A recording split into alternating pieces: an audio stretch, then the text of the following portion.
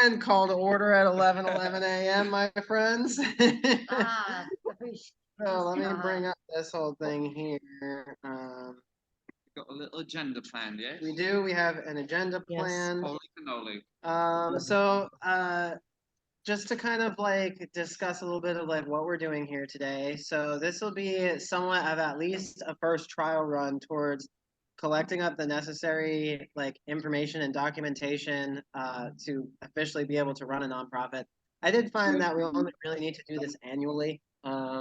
That we can decide for ourselves whether it's going to be annually, quarterly, monthly, biannually, whatever we think.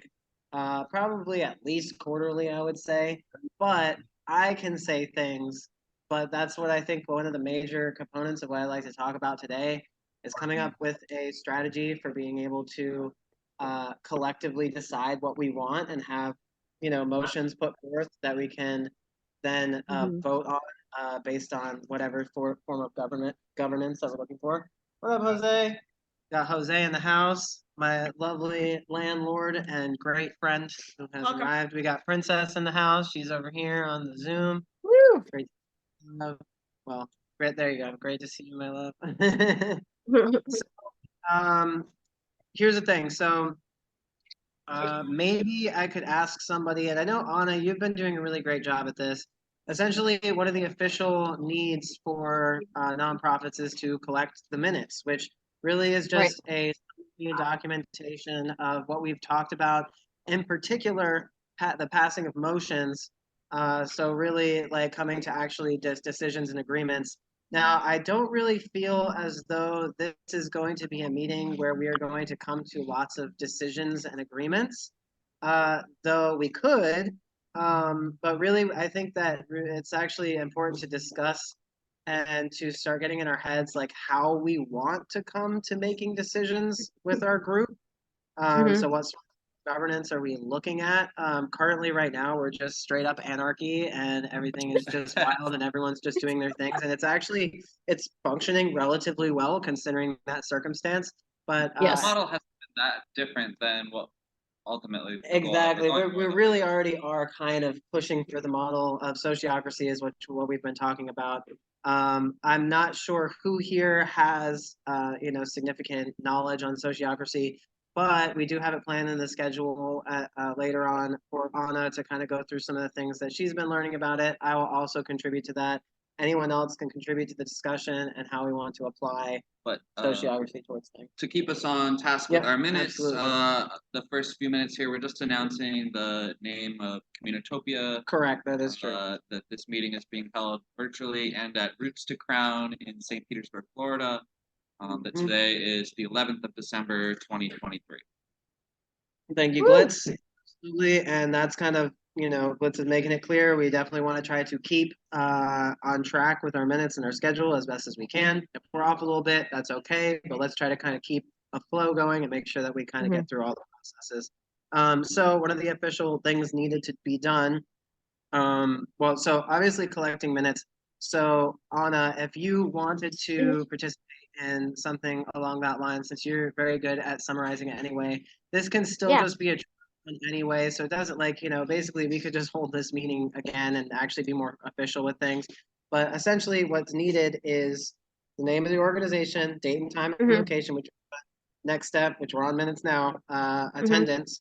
Basically the board members, a certain amount of them need to be present for a quorum to be able to make decisions. Currently we have 3 board members. That's president, which is me, vice president, which is Glitz, and Princess is the acting secretary at the moment.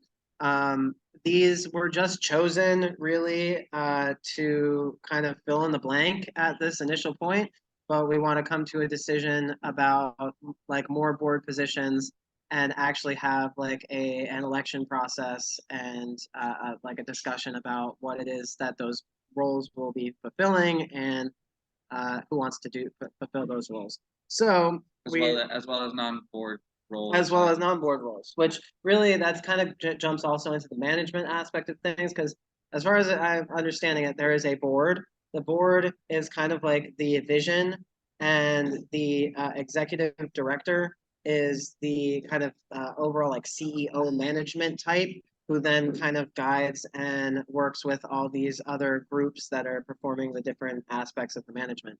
However, it does work a little differently with sociocracy, and we can kind of go into that in a little more detail. But that's kind of like the main overall structure. So the board currently is, us three, but there's a lot of flexibility there, and also like naming term lengths and things like that. So the actual function of taking attendance is announcing who's actually here, right? For the minutes. absolutely. So and it's just well, actually, no, you are correct. You're reminding me. So board members are present here. Chris Moore, Glitzy Glitz. We'll just use that. And we'll just use our actual names here, not the legal ones. But basically, those board members are present. We also have here, we're supposed to also mention everyone else that is associated with it. Because there's a member requirement as well for quorum too, not just correct, which we don't officially, we have not discussed membership and like official membership, but I would like to discuss that. That's also on the minutes today, kind of discussing that in our minds a little bit. But we'll go through the process. We'll go through and mention everyone that's here. We've got Ashley. Ashley, what is your reason today? That is also important. I want to support the community in ways of troubleshooting problems that we have, and coming up with solutions that are iterative for moving forward. And as far as I'm concerned, and of course this is a continuing discussion, but Ashley's taken a large role and responsibility in the aspect of CommUnitopia as well. So I'm kind of seeing her as one of the major management positions of CommUnitopia and the tiny home building process. So then we got Sunshine over here. Grand Rising. We're taking over the role of CommUnitopia leader, food forest. Really have some things I'll talk about with y'all later. Cool. Sweet. Got Jose over here. What's your reason for being here, Jose? I am here to provide support. All of mechanical engineering, electrical, building, land development.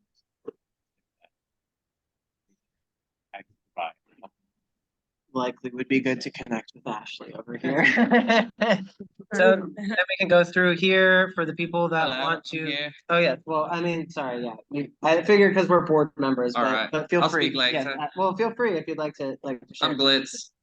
I'm here because like my life's work. Feel that. Anna.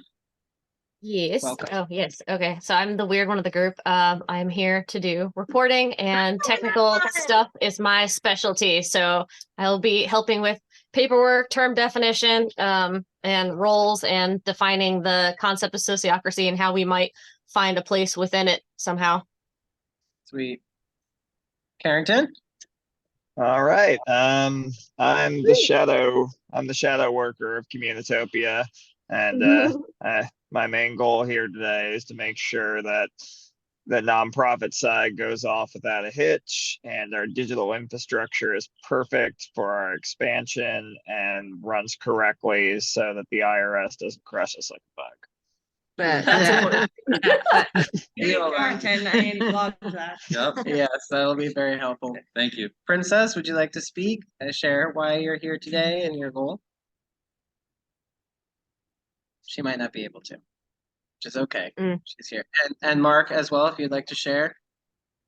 I'm not sure if you're available or hearing as well, but feel free.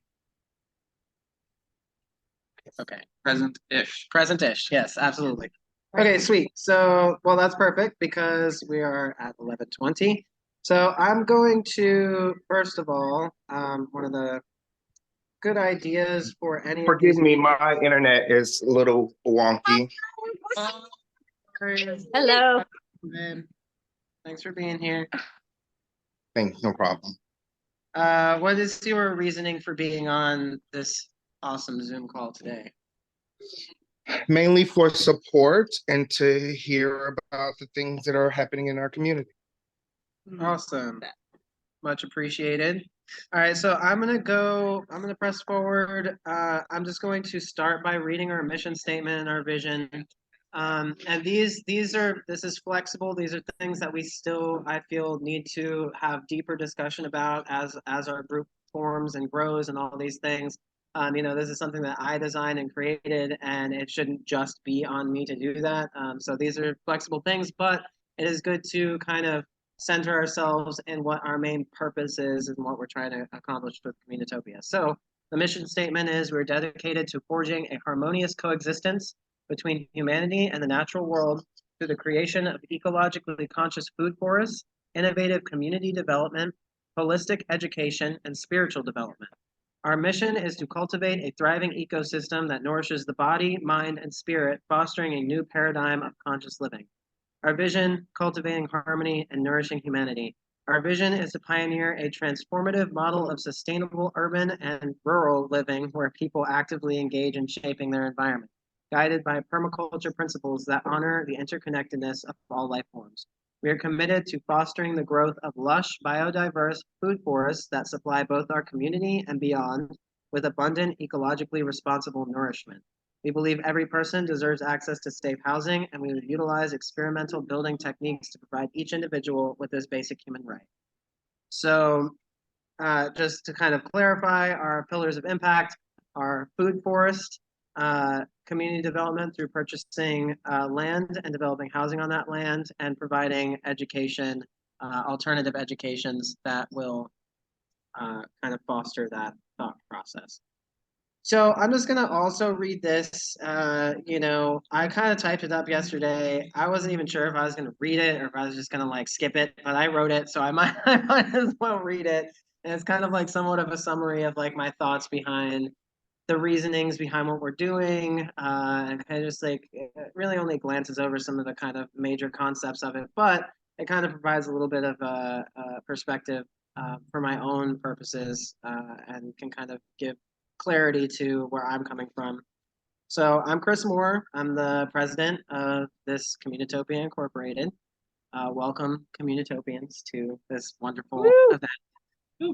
So it's a pleasure to be here today, representing this powerful collective movement that proceeds to take form in all of its magnificence across the world through all of my community. I'm seeing a lot of support behind this concept of developing community spaces and really coming up with a new way of living.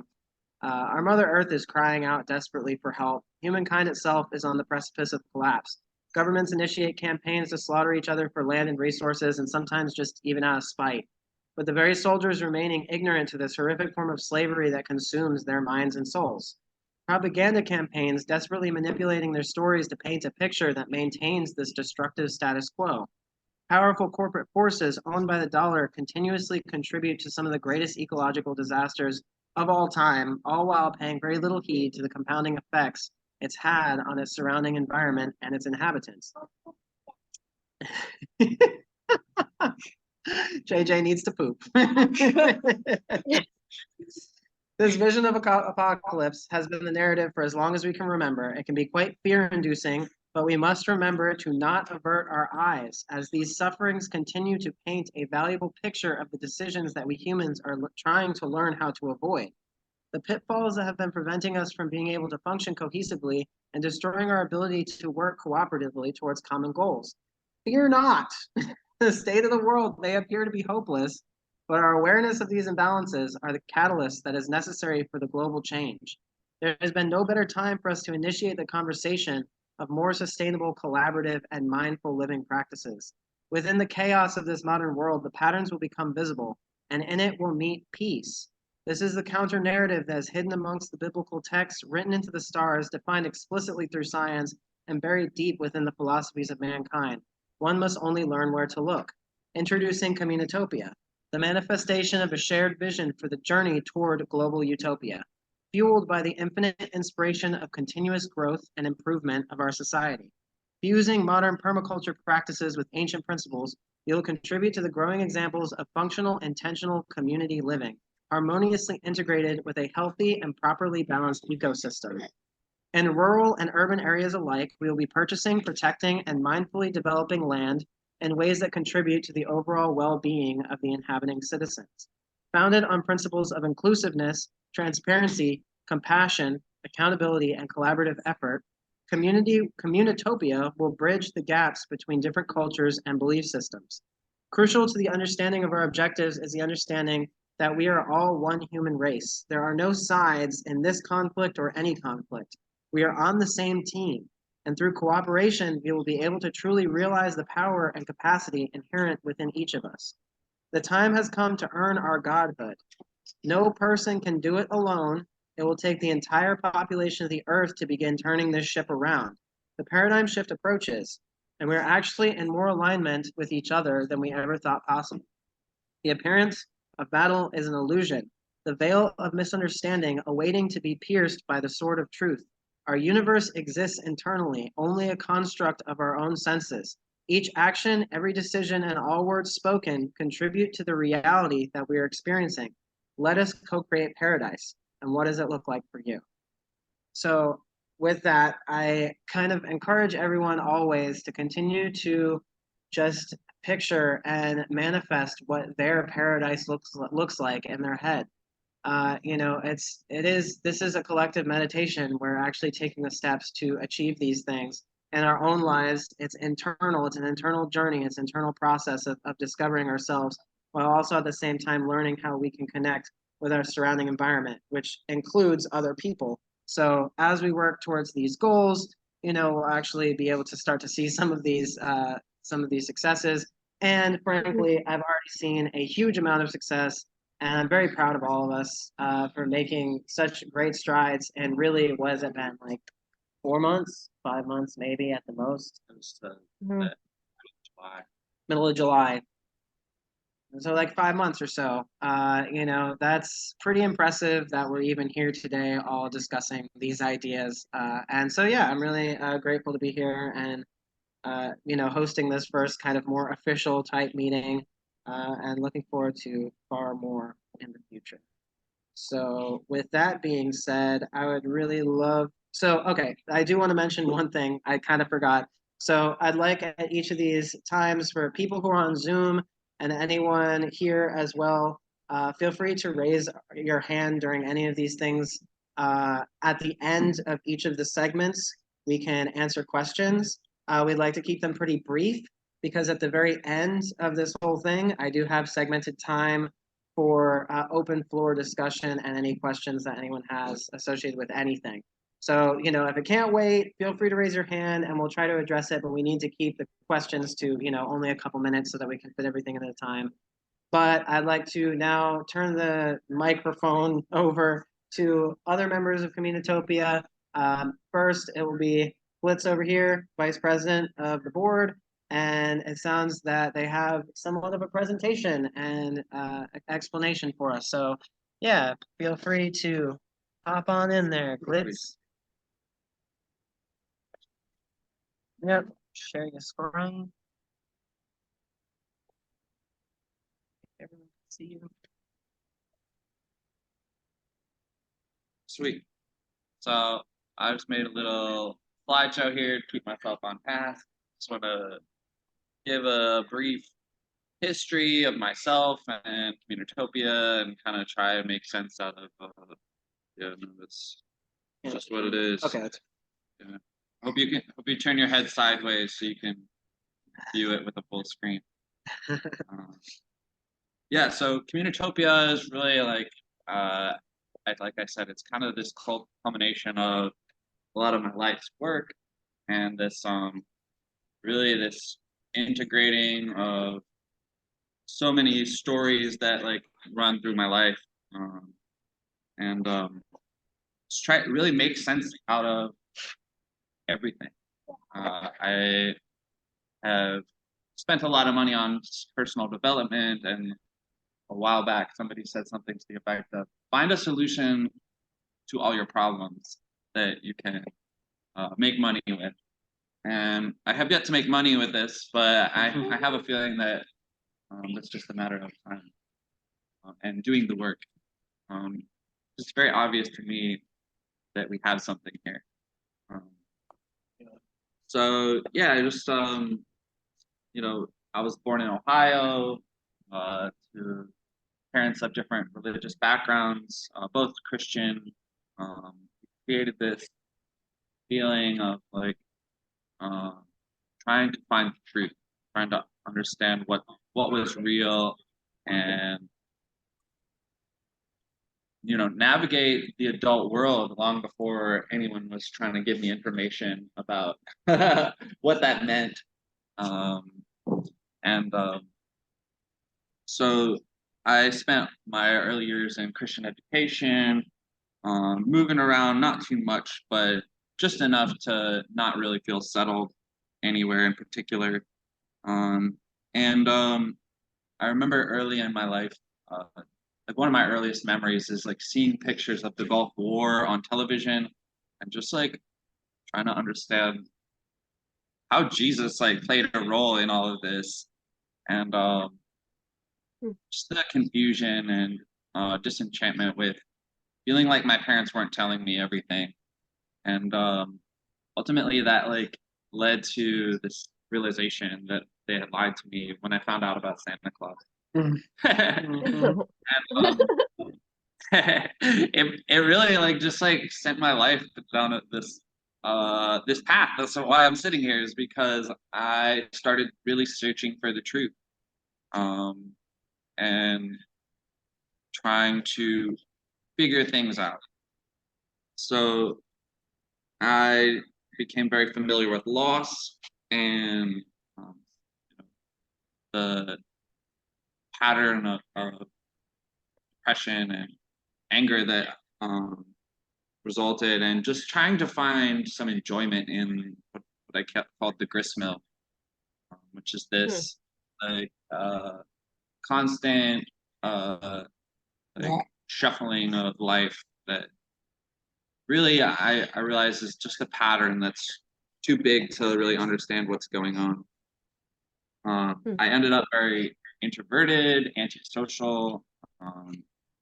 Like I couldn't really even like look people in the eye. The thought of ever giving a speech about myself to people, like, forget about it. Mhm. I was a musician at heart, but I couldn't get up on stage, terrified to perform, and just like living this like paradox, trying to step into myself. And um, all these personality traits, they really became like my spiritual journey, like unlearning these things, but not until I had like for 10 years try to force like my views on everyone. I worked in politics and was like, no, this is the way, like you're doing it wrong, and had all kinds of enemies, and it really took me down this path of being very sure of myself, that like ultimately led to this complete vacuum of principle, or not actually. The principles were the only thing. I was like a vacuum of like having a container, having something to invest in that I could believe in. I spent so much time investing energy into people who disappointed me. And ultimately, I was just disappointing myself by choosing a path that is destructive, that relies heavily on truth and then distorting the truth to manipulate people and their emotions, to weaponize them against each other. So ultimately, I started reawakening to this desire to be like Jesus. At one of my best friend's funerals, I met a self-proclaimed shaman who worked a lot with death, and um, just started trying to integrate a lot of these views of reality, and discovered some mindfulness techniques that helped me overcome my constant creeping sense of suicide, like obsession with death, and it really became very convinced that my positivity wasn't toxic, that I did have a reason to believe in who I am, where I've been, and where I'm going. And moved back to St. Pete with $200, ended up on the radio, and like kind of losing my mind in a good way, in the sense just letting go of what I thought life was supposed to be. Ended up living in my car, trying to kill myself. And then I met a friend at an ecstatic dance up in Largo, and it saved my life. We connected up over how music is the revolution, and not too long after that, I was singing kirtan and going to drum circle like every weekend, and really starting to understand like liberation and feel free. I quit 2 jobs in 1 week after going to Aqueous Connection. Quit one job, got another, quit that one, and was like, no, not going back. And yeah, I just processed so much with the tools that I was learning. Let go of my grandma this year, and just, really was at this point where I knew something big was coming, and this feeling like part of me was awakening, and started finding all these different avenues to discover that. Medicines and modalities that were unconventional, like financial planning as a way to understand energy exchange, and the way that we're all here co-creating reality through every energy. All there is energy, and it's this cliche that I've said, heard and said so many times, but it really just started making sense to me, and the way that duality, can be harnessed and integrated, and using these themes of humanity to heal my own feeling of disconnection. So yeah, that brings us to CommUnitopia, where Chris and I really started putting the plan into action at the Tampa Bay Leadership School, and just really having visions of our friends in our community reaching their dreams, reaching their highest selves, and just the way that we were able to integrate fundamentals of like money and basic aspects of energy exchange that we can use to create stability and longevity for community building. So that soon thereafter, we started our in-person meetings at Dirty Lights. Thanks, Carrington. And that's where the real vision for CommUnitopia was born. A mentorship program for diverse interests, stewarding food forests, and advocating and implementing the cultivation of food forests and community farms and gardens, so that the things that we're passionate about, we have somewhere to live and pursue our passions, and live happy, healthy lives with an integrated way of life that has space for everybody's visions for what heaven looks like, and doing that in a way that everybody can be happy through unanimous consent. Yeah. So that's my presentation. Woo! Yada, yada, Thanks yada. for the Not like background. waiting to the last minute to do some homework. That's how it goes. I was spending all night last night researching. So thank you for sharing that, Glitz. Yeah, it's been really absolutely. It's been a really fun and exciting journey. I'm grateful to have you along for the ride, and Glitz and I have really been kind of formulating a lot of these concepts from the very beginning of we are already connected and thinking about community spaces way back 7-8 years ago when I started actually thinking about these things and developing it with people in my life like Ashley and stuff. But really that's when we started really cranking stuff out and putting some structure to it. So it's been good having you as like that the rock of keeping some structure on the whole thing and actually getting some things moving forward. It's been very inspiring. Does anyone have any questions for Glitz? Any sort of comments on that, on our story? Any ideas? Anything like that? I appreciate vulnerability Yes. and disclosure. It's really important to know your journey and where you're at and what your intentions are. And unless we take time to say them candidly, without, I appreciate that. I think a lot of times people have a hard time presenting their case because they're embarrassed or whatever, So this is a great display what that can look like when someone presents themselves. They're letting us do it. Yes. Well, I would like to then pass over the mic figuratively to to Sunshine, who will discuss some of the concepts behind CommUnitopia, which is the branch of I guess kind of as well.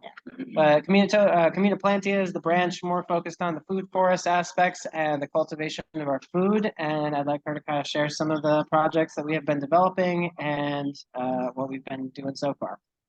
All right. Hello. Hello. First, let's start off with after the holidays. And we'll be getting in touch with Trinity Cafe, the Church of 54th and Middleman. The pastor and secretary is usually there between 11 a.m. and 1 p.m. So they have a lot of property. They're already working with feeding Tampa Bay. They have a cafe there, Trinity Cafe. Like I said, they do lunch there every day. They're already in the mix with getting organic goods and fresh produce, giving away donations every Tuesday, Thursday, and Friday.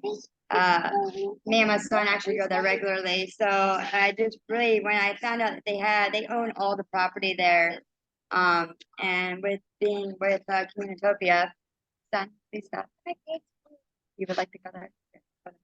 Hold on one second. Here you go. Child. You're welcome, child. You want to draw a shark? Yeah. Okay, go ahead.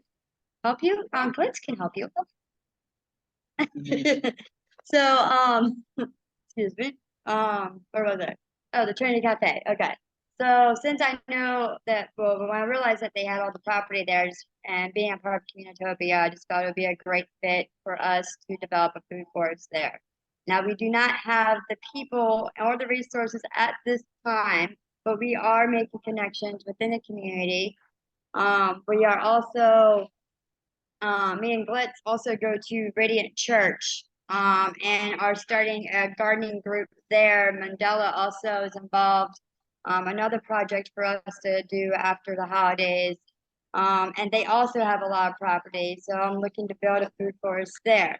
In the meantime, while our community is growing, I would like to see more involvement and making more connections with helping the food forests that are already in position, that already started, like Juice's Food Forest in 22nd, and St. Pete, Ramona. She needs plants, she needs more people, she needs everything. So let's start really getting involved with things that already started. Another event coming up is Jungle J in Clearwater, the food forest there on the 21st. I would love for all the CommUnitopians to show up for the solace. It's Serenity and Sounds. They're having a bonfire, they're having lights, some s'mores for the children. Bring your kids. You know, Communitopia is very, very family oriented, very safe for all that. That's December 21st. Yes, December Okay. 21st. Me and Jeremiah will be there. And like I said, it starts at 6 and it ends at 10 p.m. It just really looks like a very, very nice place to have an event like that. Also, I have residents lined up and waiting for when we do have a proposal written up, which I plan on writing one up myself. You know, with the site assessment, design, layout, plant selection, water management, community involvement, maintenance, long-term stability, budget, you know, timeline, expected outcomes. And if anyone has experience with this and it can help me, I'm more, you know, I encourage it. I need your help. So please, you know, it's a group activity, a group community, and I want your ideas. Also, if I know not everyone's here in St. Pete, so reach out to the other in your own community, and like I have, you know, with the food bank, see what's out there, see where we can help, get involved with the churches. You know, I want to bring Mother back to church as well, getting the community, the church communities involved, and you know, Mother's healing, and we need to. She heals us much we heal her, and then also, while we're waiting, you know, to really start the Food Forest adventures, like I said, being involved with the Food Forest that already started, I also still want to collab with Terra Nova. They're an already established company that builds food forests for private residents, which we are talking about doing that within Communitopia. You know, they also do education. Like they just posted something about wintering. Wintering the education. I'm sorry. Well, Hold on. Wintering your gardens and food forests on your private property. And I want to get Communitopia more involved with helping them and see if we can collaborate on something. I did send them an invitation to this conference or meeting. Hopefully we will be able to get in touch with them and have a sit-down meeting. And I definitely want Glitz and Chris and whoever else who would like to join to be involved with that. I feel like that's going to be a big part. You know, bringing all the communities together, all the little, you know, it seems like I've been traveling around a bit. You know, our higher power, God, source, whoever you call him, whatever you call it. You know, it's been kind of guiding me to areas to really bring together everyone. And I just it's a really special thing that I'm involved with and that I love, and I just yeah. So I just want to continue doing that, and that's about all I was going to talk about. perfect. Yeah. Besides yeah, I do want to do more educational things. Ashley with her grandma. There's a many things that are going to be coming up, and I feel the new year is really going to really start it off. So I'm excited and looking forward to it all. Well, we're doing some shuffling here because there is apparently a class that is starting any moment now in this room. So we're going to shuffle to the outdoors. 10 minutes. In 10 No worries. minutes. Yeah, so I'd like to kind of add a little bit to that. You know, we're basically formulating a spreadsheet that is, yeah, you can unplug that. That is collecting up information about people who have plants, people who want to plant things, and places that people want to have things planted. So that's kind of one of the main sort of informational documentation that we're kind of developing and creating that network. We're calling it planters, plantees, and plantables. Planters, plantees, and plantables. Love it. So that's kind of one of our main components of you know, of developing these food forests, is to get people involved in it and have all the plants associated with it and propagate some of those plants. And really a lot of this is in Communitopia is really just about connecting the network chains and having, you know, people involved that already kind of are doing the stuff. So, you know, working with something like Terra Nova, which is, edible landscaping, I think would be perfect because we could actually get people hired through their company, making money planting food forests, which is exactly what we want to do anyway through CommUnitopia. So this is going to be an issue. I don't know what we're going to do about that, but it should survive. It should survive. So So I want it at the other end where there's on the. yeah, maybe. Sorry, doing some last minute unintended shuffling around of things. That could maybe reach. Okay, let's do it over here. So, It's perfect timing. yep, perfect Sweet. timing, right between the deal. So sweet.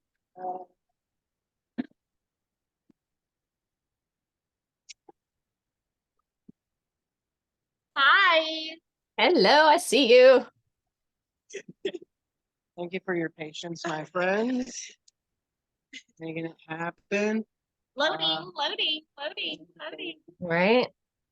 Y'all got this. Absolutely.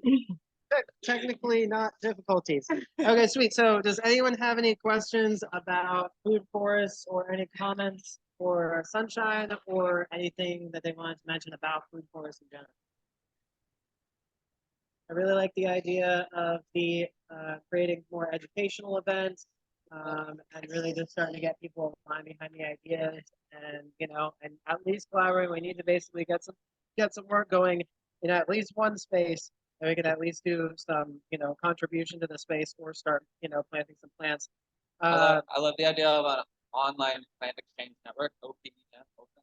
Yeah, online plant exchange network. That's great. So yeah, definitely some of the things that we're going to do to try to raise funding is through plant sales and cloning.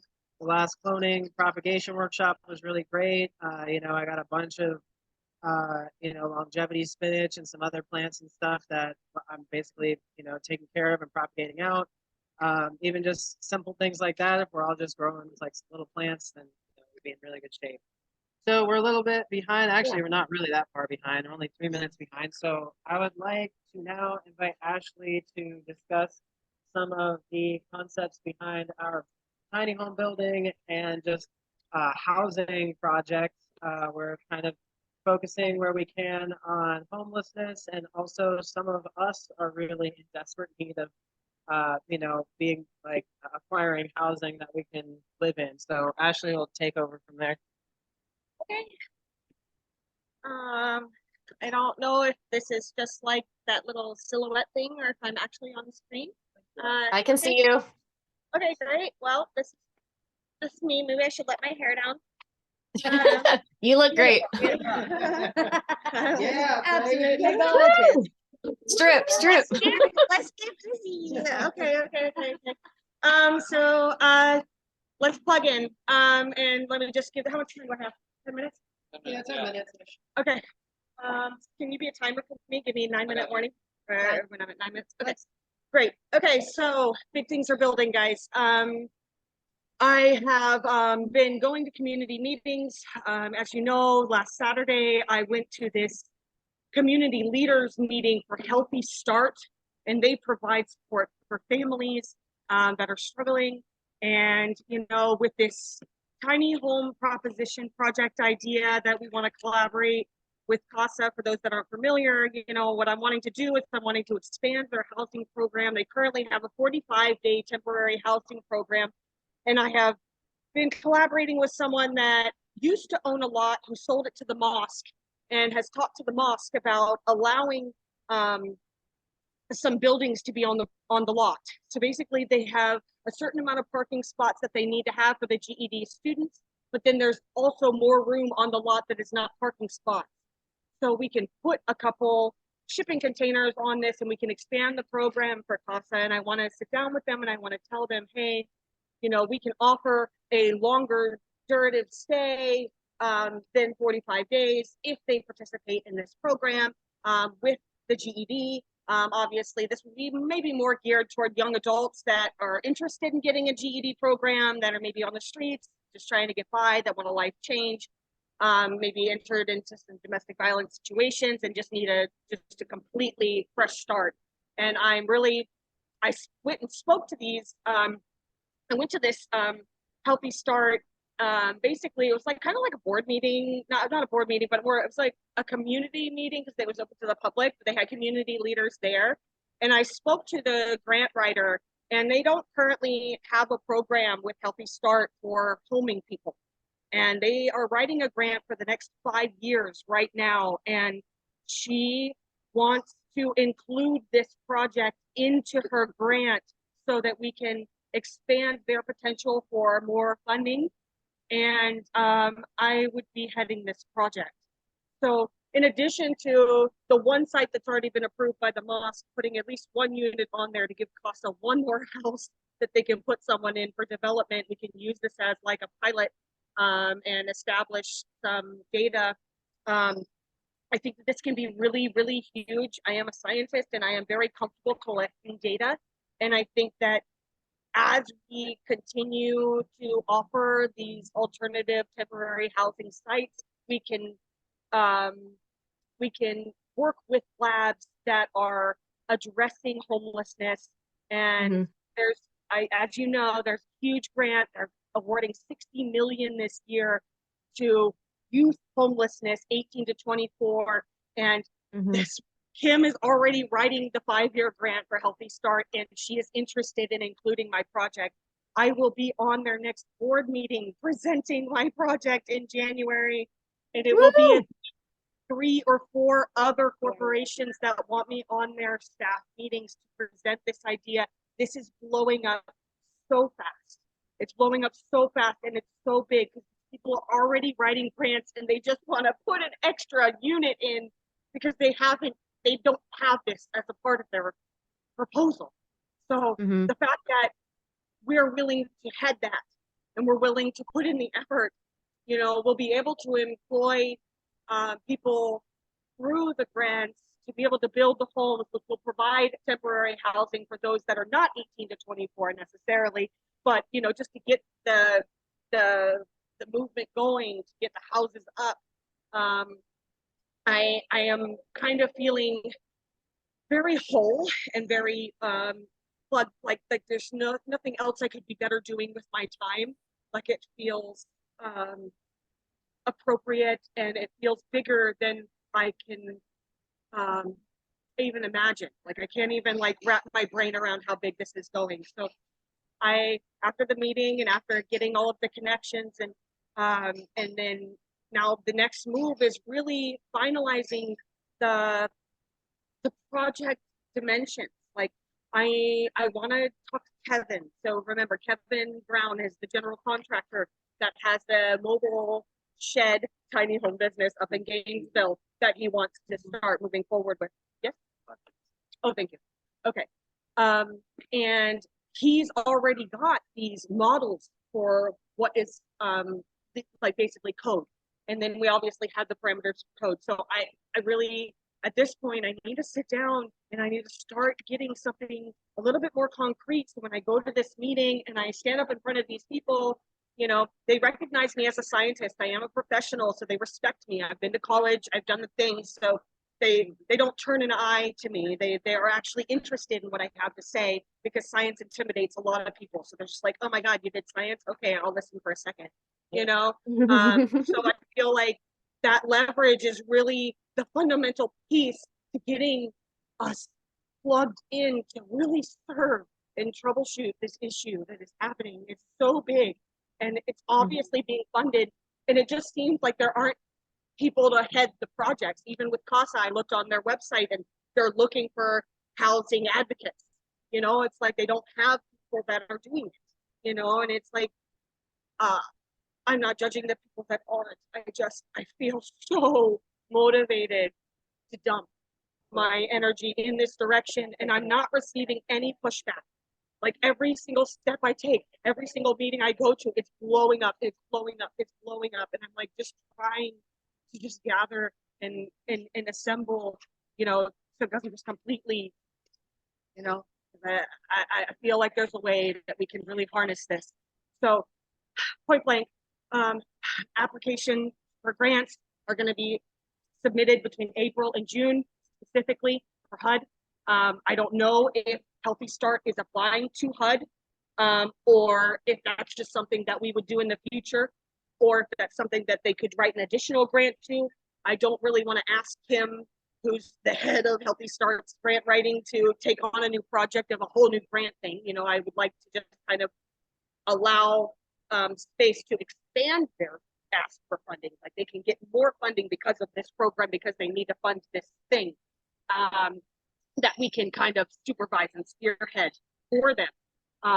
They were very open. And again, like I said, you know, this stuff is kind of bubbling over for me. I've got a very, very hot pot of tea right now. And I am very excited and motivated to harness this, because I think a lot of times the desire to meet the problem isn't enough.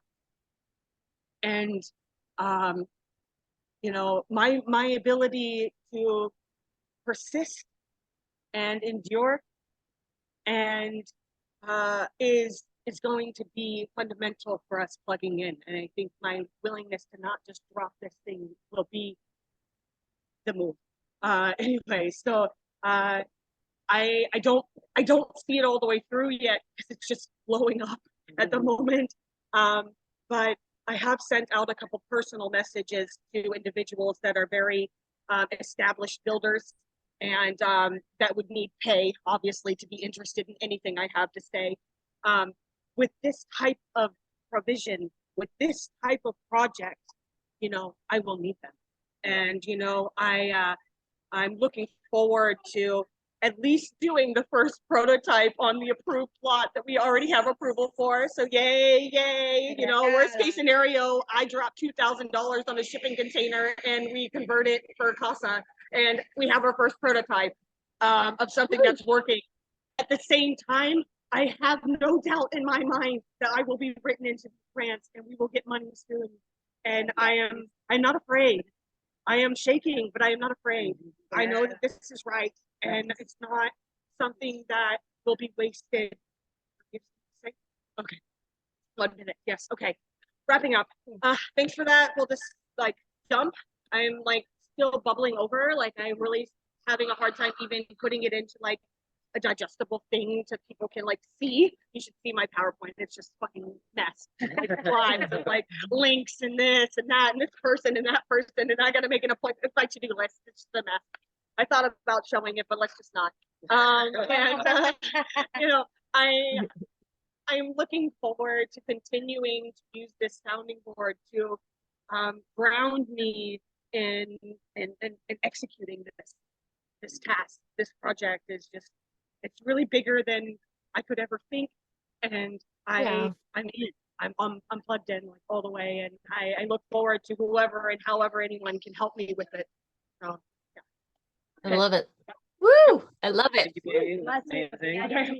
Exciting. You know, definitely this is what we're about in Communitopia, trying to both simultaneously build community spaces while supporting the community that really freaking needs it, which are well beyond, you know, just this group here. It's obviously, you know, there's an infinite number of people that need help with housing and food and things that there's no. That's really great, and I think it will just continue to take shape. What we're looking for, I think, in that instance, is really people who want to jump in on the builders and who can actually really. I'm gonna need a team by June. Yeah, by June. by June. So Furious team so by we're gonna June. be Because assembling if they that. write us into the 5-year grant for health, Yeah. Healthy Start's been big for a while. It's not just some.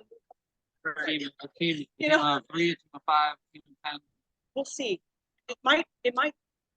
Well, first project, right? First Right. project. First project is the lot by the mosque. Right. So You know, we let's gotta do the figure first out build. How you much, know? how many people do you need for that? And that's about what you Figure said. that out. About what you Correct. said for the So- first round. But I would like 3 to to maybe 5. get that off the ground before we get our first grant fund. I want to get the processing off the ground before we get the whole start. Of course. I I agree. think that they need to see a At least prototype, doing something that we're doing, something. something that we have built. And I think CASA, I haven't spoken to them yet. I'm getting my donations ready, and then I'm going to go in person and be like, "Here's my donations. Hi, can I speak to your director and manager?" And then I'm going to just dump me on, and then we will have. Good luck to them. It might be that day. I might have to schedule a meeting with the director. In this case. But when I do that, I am like first, like probably 79% certain that they already have funds for housing building because they have temporary That's so housing. awesome. You know, I think that if we have a site that they already approved that they can build on, that they'll fund it. It's only going to cost them like $4,000 really. The shipping containers, 1,200. How much could the welding really cost us to do, and the plumbing and the electric? I maxed out. I just don't see it costing them more than they can afford, and they need housing right now. Currently, women are waiting, or any. I don't want to just say women, men and women from the violent victims, you know, they are looking for homes and they have to wait 30 days for placement. That is a serious issue. Okay, next. Absolutely. So, Anna. Yep, thank you for presenting that, Ashley. Great job. Next, I would like Anna and I, and we've all kind of been looking into this a little bit. So I'd like to present a little bit about sociocracy. It's essentially a governmental structure, governance model that we can use to make decisions as a team. I think it's extremely important that we come up with some way that is like an official way that is on paper, that we're able to actually make these decisions and have like a process through all of it. So Anna, if you'd like to take over, describe to anybody who doesn't know anything about sociocracy, kind of teach us all like we're babies. We can kind of get into a little bit more details and stuff on that as well. Perfect. Thank you. So first, I want to take the chance and take a little bit of Glitz's lead and intro with a 60-second background of me to make it a little bit personal. I was the first in my ancestral lineage to break the cycle of generational poverty. And I think part of that and how I kind of got out of that loop was the realization that the traditional power structure in our current culture is very much pyramidal shape, where the head people are kind of at the top using the exploitation of the lower levels, and how that was no longer going to work for me. And I've been slowly then working backwards and trying to help my family out through the same process, as well as working outwards and trying to help kind of the rest of my community. And part of that was through a life of philanthropy. So focusing on little things that I could make positive changes on. When you open up your life to abundance and possibilities and are adaptable, then you will always find open doors somewhere, you know? And I think that's part of what led me to the concept of sociocracy a few years ago when I was getting more into it and reading about it, before I thought that a group like this would be possible. It seemed very hard to go against the current culture and produce a counter movement. And I really think that I'd say that the only benefit, I think, to COVID is really shaking the world to its ass, essentially. And I think maybe because of that now, and just the current sea and tide that we're all kind of instinctually and spiritually feeling, is finally allowing these possibilities that always seemed kind of closed before. And so some of the pillars of sociocracy, which kind of called to me, is the decentralized power structure. Now, that doesn't mean a disorganized power structure, and I think that's where people get confused. They think it means more like a free-for-all or just unilateral, chaos. And as we've discussed in meetings prior, we're not necessarily anti-anything. We're not anti-capitalistic. We're not swinging the pendulum so far the other direction erratically, because that's just going to create another pendulum swing in the future to the other direction. Instead, we want to kind of find a happy middle ground, and we want to take an approach that's ethical and adaptable, which are two ways that I would describe sociocracy. So the decentralized power structure is based on a series of circles, basically, where each circle is autonomous in operation in and of its own field. So in traditional corporations, you might have an executive division, a financial division, for example. The financial division makes the financial decisions, but they do so with the advisement of the executive office, but they still operate independently. They can make financial decisions for the entirety of the company, despite not being president, vice president, or having those upper power tiers. They are going off of the structure and power given to them. So one of the first concepts of implementing sociocracy is defining the roles. So you first have to define the roles, and then you then find people that are called to those roles and that can fulfill those roles. And then we define circles of people who work in teams, like CommUnitopia, like, the home division, with Ashley, and people who can all communicate, work together for a common goal, and operate with the power structure given to them from all the other circles, but all working in tandem together. The other thing that I really like about sociocracy is that it is consent-driven decision-making and not consensus-driven decision-making. A consensus-based decision is much more akin to our modern democracy, which is a voting structure, and often that just empowers the majority at the expense of the minority, assuming that if the bulk gets what they want, then the thing goes forward. But we know, at this point in time, hopefully, well, at least everyone in our organization knows that that's not necessarily the most ethical approach at all times, nor is it necessarily the best approach at all times. If the minority are actually the ones that are more, let's say, informed about a matter, or the ones more affected about the matter, maybe each of their individual votes should hold more weight than people who are outside of the situation. So the consensus-based model is, I really just think it's outdated, and I just don't think it solves modern problems the way it used to. So consent-based is a little bit different.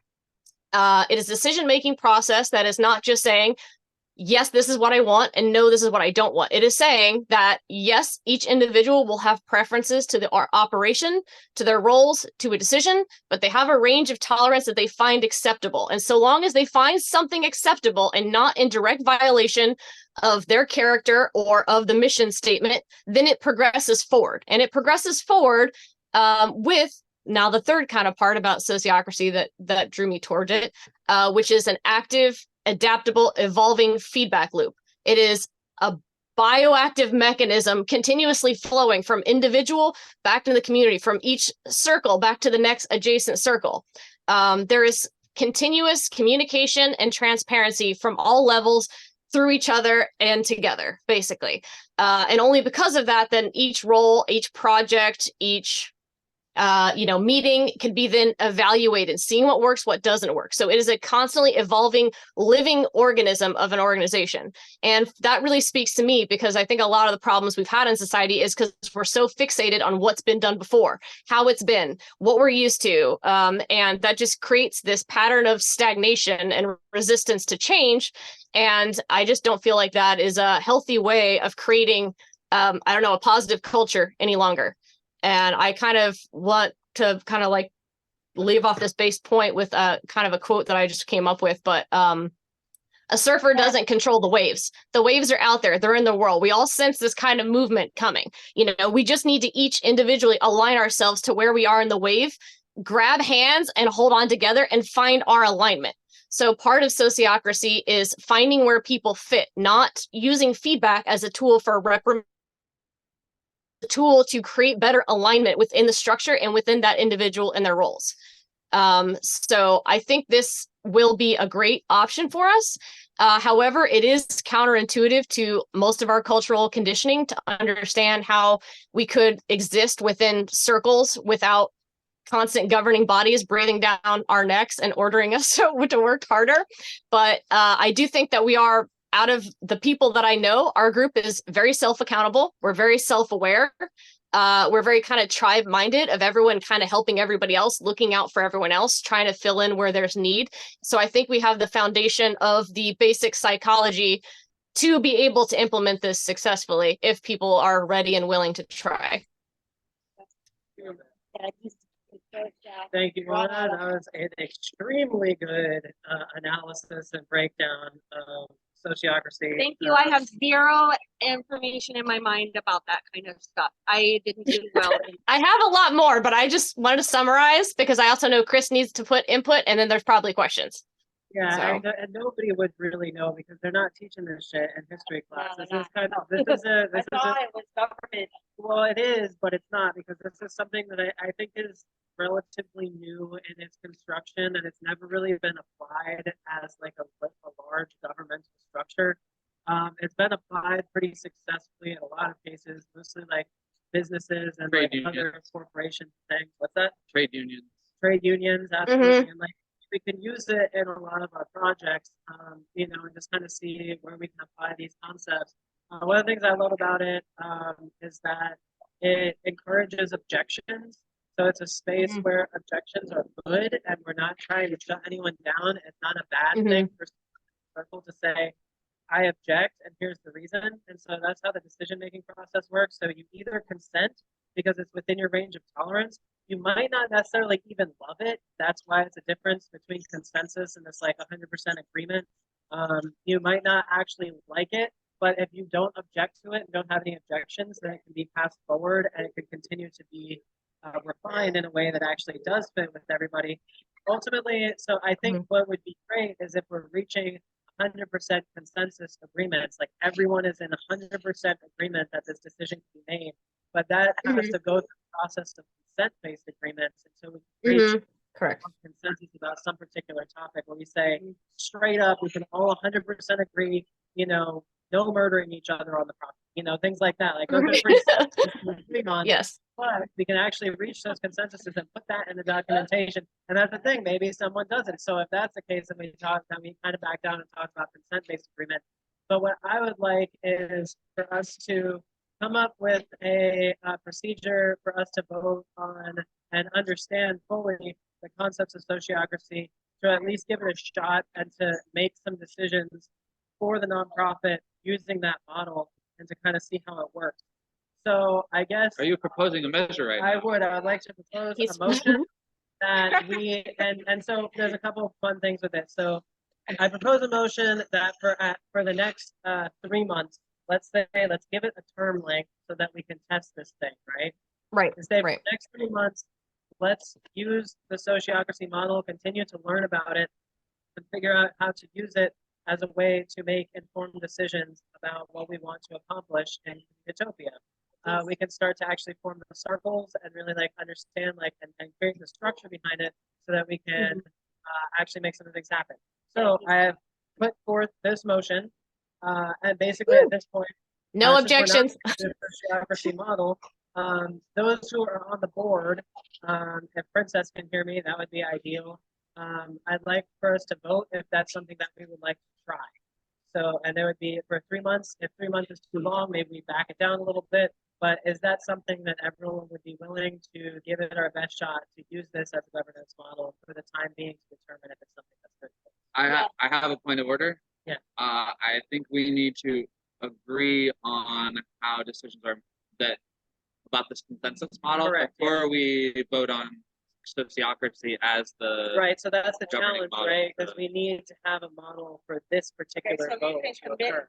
to practicing a model and then checking in on feedback Yeah, and not making it a permanent, like a temporary. Yeah, solution. no, sorry, my point of order was my point of order is in regards to the order of how these decisions are made. I think first we need to vote on consent.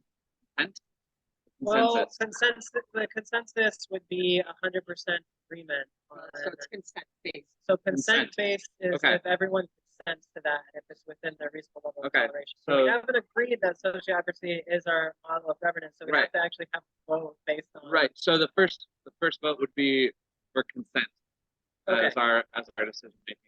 Because then once we've established our decision making, I see what you're saying. then we So, can You make a poll on your Yeah. page and then we'll vote on it. yeah. well, this Oh, is the this is the this is the vote. vote. We're at Oh, the this is meeting. the vote. We're Okay. at the meeting having Right. the And vote. it is really during the meeting to have actionable items better than. Right, and- agreed. And if you're mirroring it on sociocracy, the concept of an objection isn't because you don't like something or it doesn't benefit you. It's supposed to be in direct violation, let's say, to the organization's mission statement. An objection has to have like a reason outside of the individual, and it should come with recommendations on how to rectify the problem so that it could be honed further to then be consented to. You can't really just say, I don't like it, it's weird. Yes. That's not enough because then you say, well, our aim is to grow food forests. So just because you think it's weird, like you can't just say that that's like a reason for us. Right. It's kind of like in the legal structure. In a courtroom, you can't just say, I object because I don't like the way this person's looking at me. Yeah, you know, exactly. they're going to say Right. object on what grounds? There is a definable grounds on which to object upon, you know, kind of So thing. What Blitz is bringing to the point is that in order for us to get to the process of agreeing upon the overall governance model of sociocracy as what's being used, we need to first come up to an agreement of how we make our decisions. So it would be currently we are putting forth a motion to make our decisions based on this consent principle. Do you consent to you know, basically making decisions through consent. It's a little cyclical. Yeah. But essentially, we can kind Right. of come to an agreement that we would Yeah, it like has to start there. work with that, Right. right? And so, so I say, here, yes, yes. I am open to exploring the concept of consent-based decision making. Does anyone object? Does anyone object? No objection. Actually, here's an interesting thing. So the way that the garden does it, which is something that I've learned in this documentary series I've been watching about the garden, intentional community, they hold up their hand with 10 seconds and they count down. If nobody objects during that time frame, then the motion is passed. Nice. Technically, it's supposed to be silent when I'm describing it. And motion. So we've decided that we will be using a consent-based decision-making model. And I guess actually, really, I think that could probably that could be the end of it for right now. And let's continue to learn more about sociocracy as a whole. Right. And then at a later date, make a more informed decision about sociocracy as a governance model and start Right. to adapt into what we're trying to accomplish there. I Mhm. urge the group to consider a motion to establish like an official event, like recurring event where we study sociocracy together, I like that. sort of watch parties. Mhm. I like that. There's a lot of information, and there's even Yes. things, little games that we can play to Just test look for Mhm. meetings that instead of establishing another time frame. I'm really struggling. We could do that. We I could definitely- basically make it one of the meeting Yeah, days. I'm open to a motion Oh, later but about like it when being on and what that would look Saturdays like. or Wednesdays. Saturdays would be better for watch party. So we gotta proceed forward in minutes, but I love that idea, and I think that we can definitely discuss further what days we're going to use. No, I don't blame you. I'm the same way. I'm in the same boat. We're I mean, all we've feeling- missed the Yeah. last Saturday meetings. You know, that's okay. It's like we're doing our best. Yeah, if there was more energy coming from this project, you know, but we're still in the startup phase. from So Yeah. it's all So- volunteer. activation energy takes more. Get it going. Right, Yeah. it's the activation. The energy. whole thing. So that's fine. I think we're in agreement. At least the motion would be, do we all consent to making space to learn more about sociocracy with each other? Yes, I do. Right. I love it. 9, 8, 7, 6. That was really fast. You just gotta do one announcement, do one Well, we announcement. gotta move on in the minutes, All so I right, don't know moving how people on. actually balance all Okay, these things, but we're great. doing it. So We're doing it. just a minute. So the next thing that I'd like to discuss is very closely related to that. And I've actually already been discussing it anyway. So secretly, I've already been on the minutes. Gotcha. So, but basically, one of the very important things that we need to decide on, and it's going to be probably somewhat of a process. I'm glad that we have not constructed the bylaws yet, because first, I think it's important that we agree on a governance model and the way that we can decide on what our bylaws look like. Now, bylaws are a structure for nonprofits that are a legally binding document that is used in the court of law to determine if somebody is basically going against what the nonprofit has established as directive. So we want this to be very solid, but also still flexible and adaptable, so that it has built into the structure ways to be able to change it and to add to it. However, it's also challenging to change the bylaws itself, so adding amendments is much more beneficial or easier. It's a lot more simple than it is to actually go into the bylaws and change it and update the bylaws. So the bylaws are actually a much more general construction of what we want our overall process to be. So that would include things like our governance model, so indicating how it is that we go about making decisions. We also, in that, will define what the board positions are. Currently, we only have president, vice president, and our secretary position. So this would be like the circles, the executive Correct. circles. Well, not exactly though. So actually, the way that it was constructed, and I could bring up the image, but it might take a little too much time. But basically, the idea is you have your board circle. The board informs the general circle. So there's a Right. what they And the board is not necessarily members either. Most nonprofits I volunteered for, you have outside board members. The board members are the most educated on the matter that they're going to be pretty much consulting on, essentially. Right. And they're serving. So there are overlap, but there doesn't have to be. in every role. Right. And the way these circles overlap is actually two representatives from each circle. Then is an up down and top down, bottom up, top down interaction between the other circles. So somebody who says that, like, say they're in the finance circle, there's both a leader and a delegate. The delegate goes to the general circle to inform the overall structure of Communitopia. Really, what we're forming here is actually the general circle, not the board. And essentially, we'll want to formulate our board with people who share similar visions that are able to fulfill the roles that we get to define. And then the executive director, which say it's me, right? Say I'm the executive director. We've got to vote. The board needs to vote the executive director. It's essentially the CEO of the nonprofit. You're essentially the acting I'm executive director. essentially the acting executive director, correct? And Right. but I would like for it to all construct so that we're actually voting members of the board and voting the executive director and have terms for all of those things. And then the executive director is essentially the leader that is transmitting information between the board and the general circle. And all of the outside circles also have their leaders and delegates who are making sure the delegate makes sure that the information from the smaller circle gets Flows upwards. Right. And then the leader is actually the person who's on the general circle and is bringing the information from the general ideas down to the smaller circle. So say the general circle is going in, you know, they're coming in and saying, well, this is the type of financial situation we're working with. They inform the financial circle, and the financial circle, including that leader, gets to decide the financial decisions for what we're going to do about it. And then the delegate takes it back to the general circle. Yeah, it kind of sounds counterintuitive. Yeah, but the leader leads the down line and the delegate transfers information upline, basically. Exactly. So that's the idea of sociocracy, and it's a 2-layer, so that makes sure everyone's getting all the information and there's like plenty of transparency. It's like a reporter and an administrator. Exactly. Right. So and then so the general circle is really actually the main planning committee, the main structure of like what needs to get done.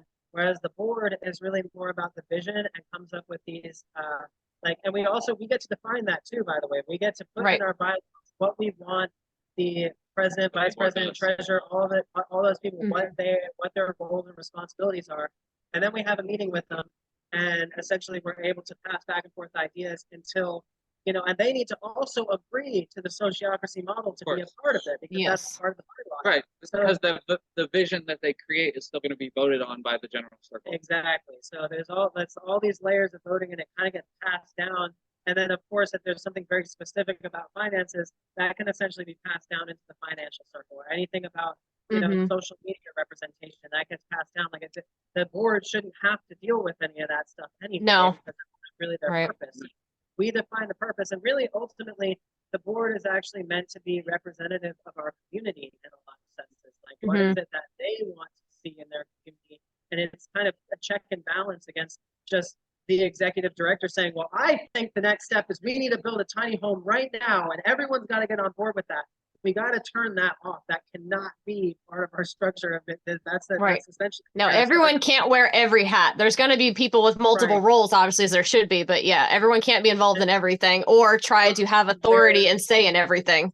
Exactly. That's the thing. Nobody can be the one leader that gets to determine all of the other circles have to do these things because I say so, you know? Yeah, because that's not the consent. That's not right. It's not part of the model. So that's building this sociocracy model takes care of that and ensures that that's taken care of. It actually diffuses the responsibility in such a way that it's actually less stressful. It's not like one CEO has got to be like, this is what we need to have done. And then if he makes a mistake, everyone's pissed off at the CEO. Right. It's like we then put it back to the circle of the people. We say, well, what went wrong? What went right? What can we refine? What can we do better? And those people aren't like shit on them because they didn't make the best decision. It's like they're still trying, and it's all the information getting passed. So I think honestly, sociocracy is more logical. Like I never understood how, let's say the the director of energy could have no qualifications or experience within the energy sector. They could just be basically as far as America goes, they could just be elected to the role, you know, because they know somebody or whatever. And it's like, with this sociocracy model, it's like the people within the roles they are their roles. They're the qualified candidate for those roles. So why wouldn't you want this chief financial officer to be the one in charge of the finances? Like, as someone who's into planting, I don't fucking like, just let me know what you think is the best. I'll give you this intel. You tell me this. We'll go back and forth a little bit, but then by all means, you're more qualified kind of to discuss that. Right. You And know, of course, it's a less ego-driven mindset. No one, you know, can know everything at all times. Right, right. And it's that participation between the circles that allows the information to flow in a way that actually makes some of the things happen. It slows down our progress, but also slows down our mistakes. That's correct. And Yes. that's actually it's preemptively dealing with a lot of these issues before we even have to go through them.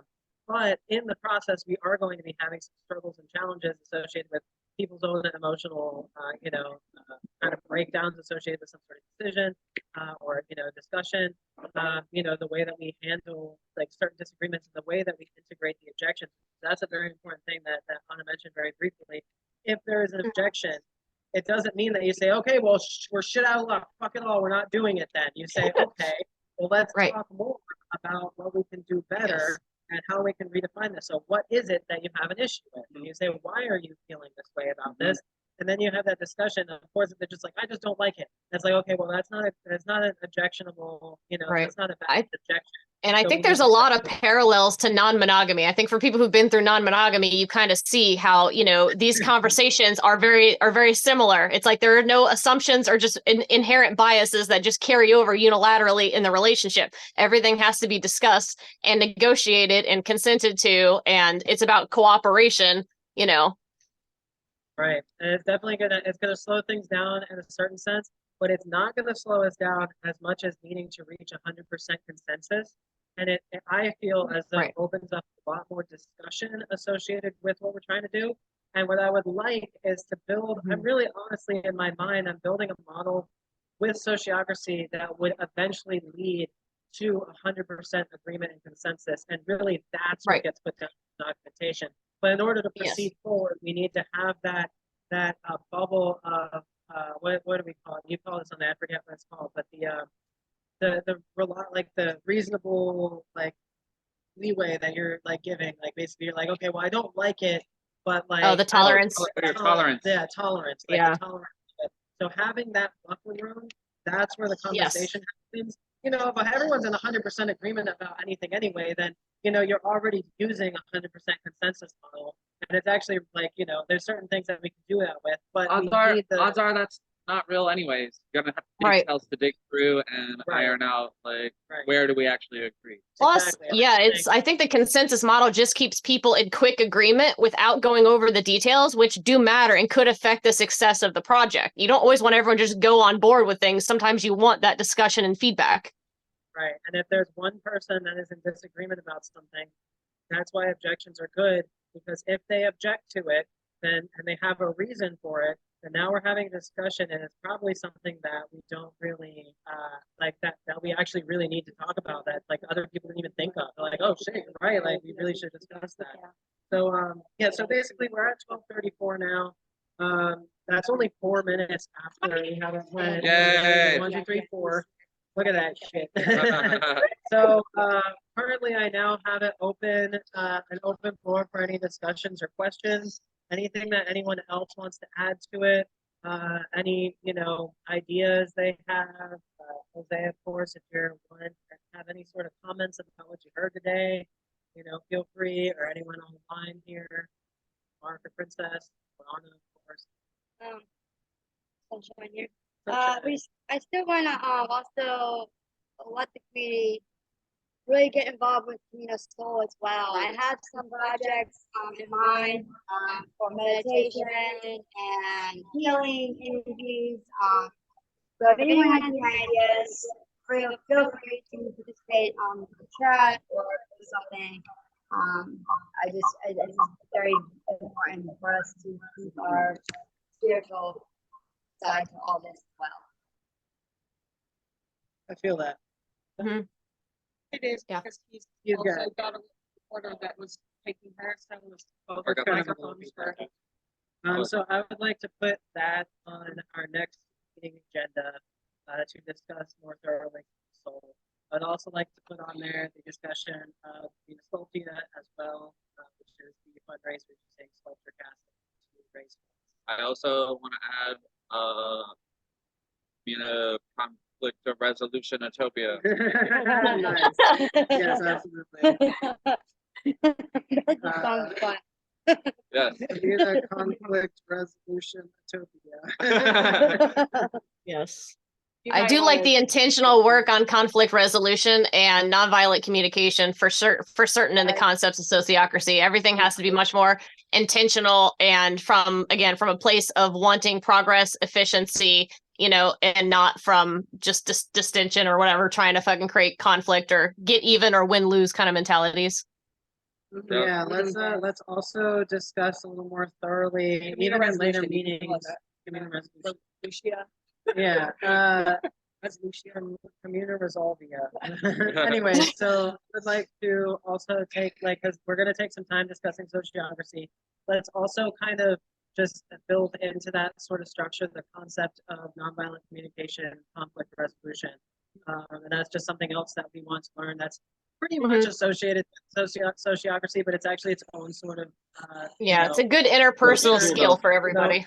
Right, so that's something that we will also be focusing on, and I truly feel that with both of those things together, we'll be in really good shape to actually make some decisions, and things will progress forward, and people be like, oh damn, you got a process to do this, oh, people are fighting, don't worry, we got a process, and then we put people through the process, and everyone feels really good and happy.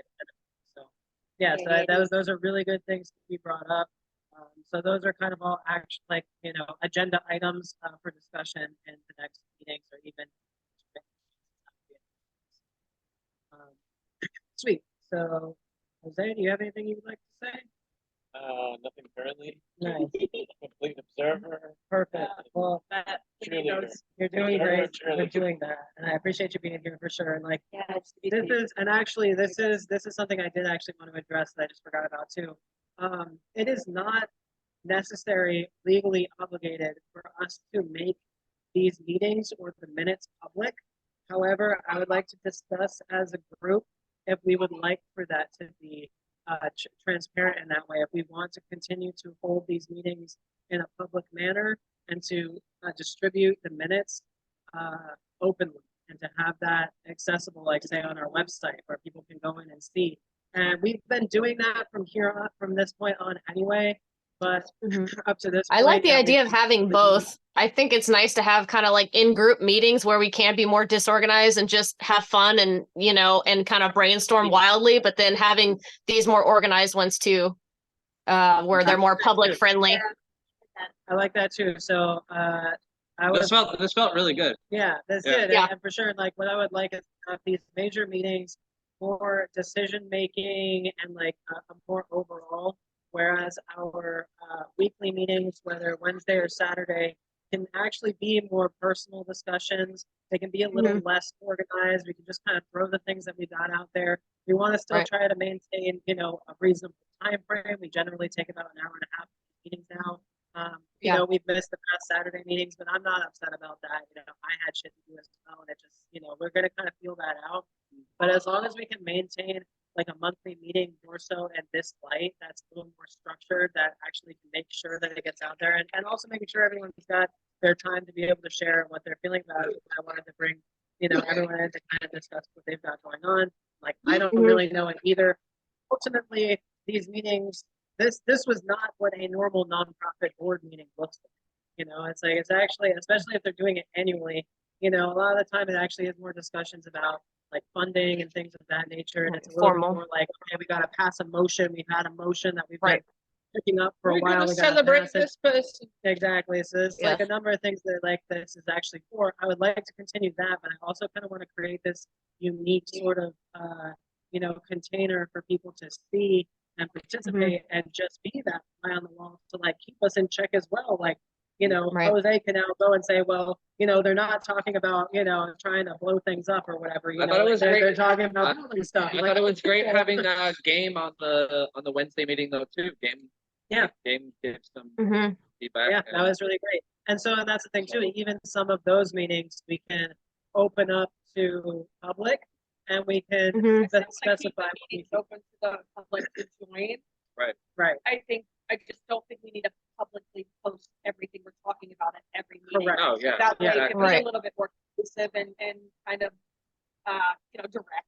We're not. Yeah. Mhm. And we can still report them, and people who are interested can go on there. We can keep it as transparent as possible. And then we can also create more closed meetings that are like, this is specifically for us to discuss this thing.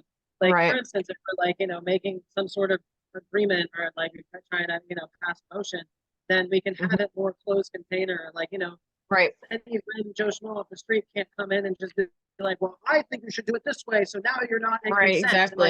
like, we have to know what, and that's another thing that I once again forgot to Yes. mention. We need to define what membership is, and we need to have Right.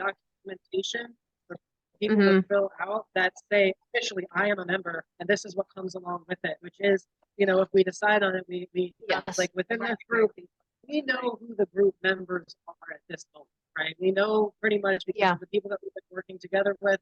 We can basically just, use the consent-based model to consent that people should be considered member at this point, and we know who that's basically going to be. But in the future, we need to have real, discussions about what it means to accept somebody into Mhm. membership position, and even have levels of that.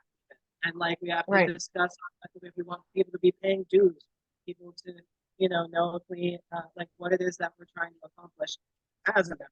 So so anyway, we're basically wrapped up. It's actually been the full hour and a half that we have planned at this point. So we've done a really great job. Thank you all for being here. If there's anything anyone else has to say, tack on to the end of it, and I can stick around for another minutes, but I actually do need to go to work myself. So like, gotta make that happen. I motion for adjournment. Motion for adjournment. Agreed. Any Consent. objections? No objections. Love you, princess. I love you, Mark. Love you, Anna. Love you, princess. Love you guys. Love you, Mark. All All right, we've I love you. adjourned. Motion adjourned. Or meeting adjourned. Whatever it is. Yeah. Y'all, thanks for tuning in. Gavel click. Hey, guys, gavel. Listen, I'll be talking more soon, my friends. Mhm. So long, everyone. Beep, boop. All right. Should start the AI on that. Still haven't